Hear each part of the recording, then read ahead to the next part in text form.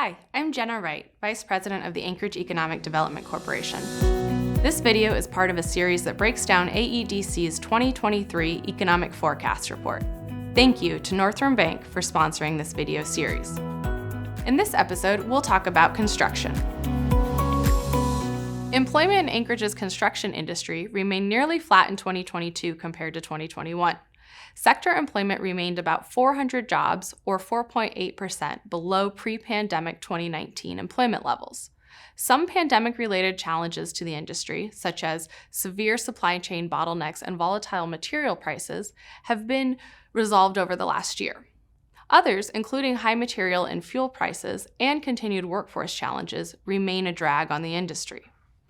Anchorage building permit valuations totaled $507 million in 2022, the highest since 2015. Increases in the total value of commercial and residential permits reflect higher project costs rather than an increase in the number of permitted projects. The average permit cost for new single-family residential homes increased by 25% to $580,000 in 2022. Several large projects drove increases in commercial permitting values. Notable projects include a U-Haul facility for $13.4 million, a Phase 1 expansion of Alaska Native Tribal Health Consortium facilities at $8.4 million, Alyeska employee housing at $6.6 million, and renovations to the former Sam's Club by Costco of $5.1 million. Government permit valuations decreased by 23% in 2022 to $36 million. This is the lowest annual total since 2019 after several large projects were permitted in 2020 and 2021, including the solid waste transfer station. AEDC expects construction employment to increase by 100 jobs in 2023. The IIJA authorized billions in new funding for road, airport, water, wastewater, broadband, and other infrastructure projects.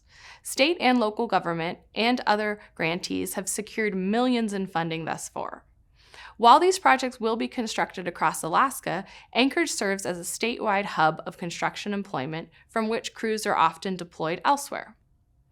The pace of many IIJA-funded projects will depend on the state government's ability to publish RFPs, perform permitting, and otherwise deploy additional formula funding. The timing of competitively funded projects will also depend on the availability of architects, engineers, and other professionals to complete design work, required match funding, and other factors. Construction firms in Alaska have long contended with a shortage of skilled workers, and expectations of additional construction activity have highlighted the labor gap. The availability of workers may slow the pace of new construction in Anchorage and the state overall, even as demand for construction increases with the influx of federal dollars. This extends to the availability of workers employed by the state of Alaska and other grantees to manage the flow of federal funding. The construction industry has an aging workforce. Of the top construction-related occupations, workers aged 50 and older accounted for over 20% of the occupational workforce in 2021.